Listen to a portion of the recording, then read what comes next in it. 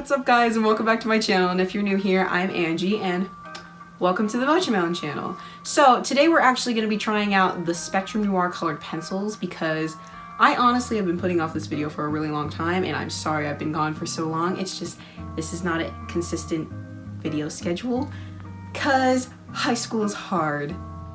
Yeah. So without further ado, let's start this video off. I would actually like to introduce the palettes that I already have. By the way, I got these from my grandma, so I don't exactly know the pricing for most of these, but I'll probably find it and put it somewhere on screen. So let's look at some of the ones I got. So the first color range I got is like this one. They don't exactly have like names really, unless one of these is the names. Yeah.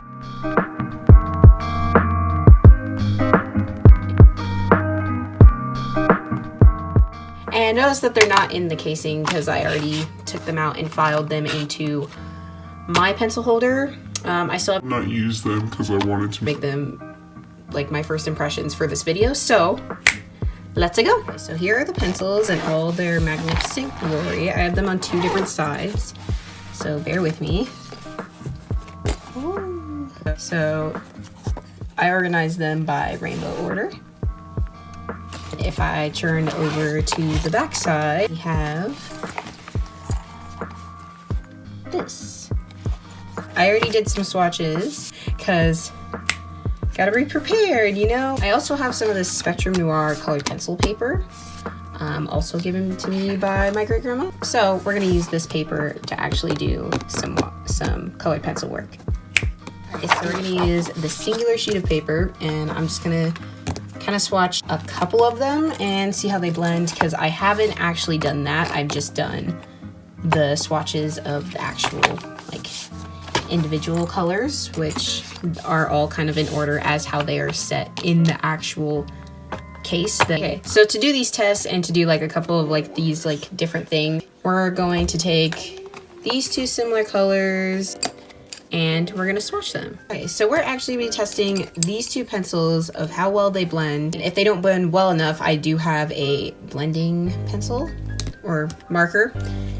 We're gonna check how they work with different mediums such as watercolor, my white gel pen, my pencil, ballpoint pens, waterproof pens, and water-soluble pens, and then seeing which type of erasers erase them best, if at all. So, without further ado, let's get testing. First things first, the ability to blend and the actual colors in general. They don't really have names, so they glide on the paper like really smooth. Like, it's kind of weird how smooth they glide on. Also, another like colored pencil tip is like the further you hold them away, the less pressure you're about to put on the pencil, which means it's kind of lighter.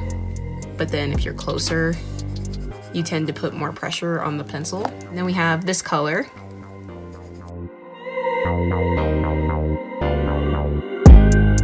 And we'll see how good it blends with the blue. That's like a really nice blend. The colored pencil itself is just like really smooth. And I don't like chalkiness, which you kind of get with Prismacolors, even though they're real crayon-like. So these are really nice for people that like more smooth pencils. They blend perfectly by themselves, but I still want to see how they blend with the blending marker. They look really smooth like that, but I still prefer them without the blending marker. This test is how they erase. So I'm gonna use my Mono Tombow eraser. So on the lighter pigment, it almost like completely disappeared. It does lighten it up quite a bit, so this works very well. And then we're also gonna see how this works like with the kneaded eraser. He picked up the pigment. I don't know if you can see that, but did pick up the pigment. I did pretty well, actually. All right, next test is the how white gel pen kind of goes over them.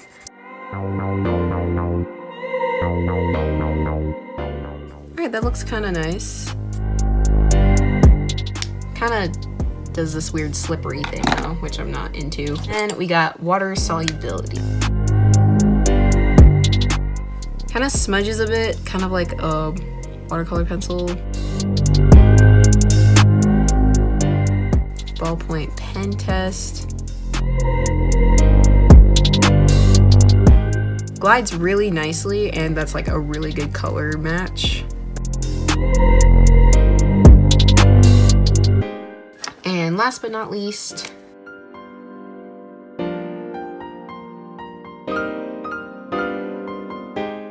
I go over it. Still looks really nice and like opaque. You do the line art and then color over it. And now pencil.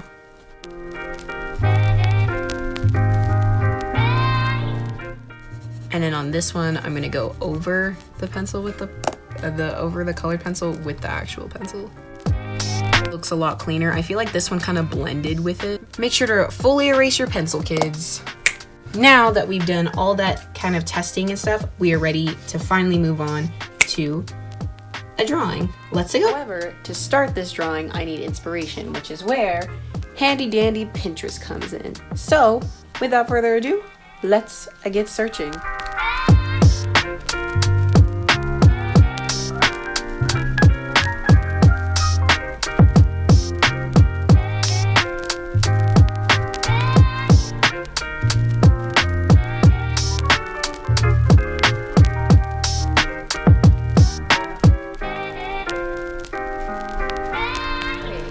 Now that I'm finished with inspiration, shall we get on to the actual piece?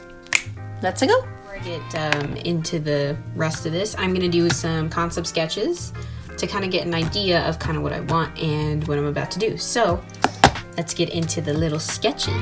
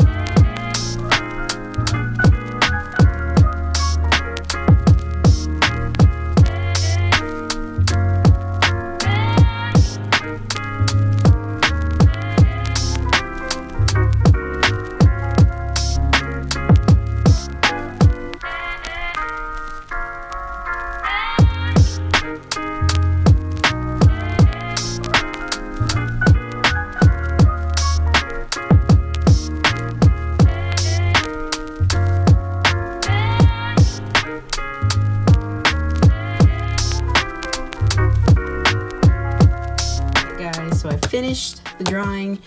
Good lord, that took a lot of time. Colored pencils is one of those mediums that you just have to spend your utmost time on every single individual detail, and actually sometimes that's nice because I like to actually like think about what I'm doing. This took a really long time, and at some point I just didn't like the colors, so I just completely erased it.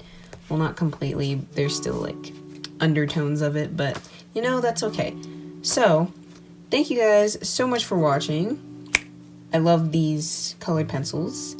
If you're into like really smooth colored pencils, I suggest these. Thank you guys so much for watching, and I'll see you in my next video. Bye!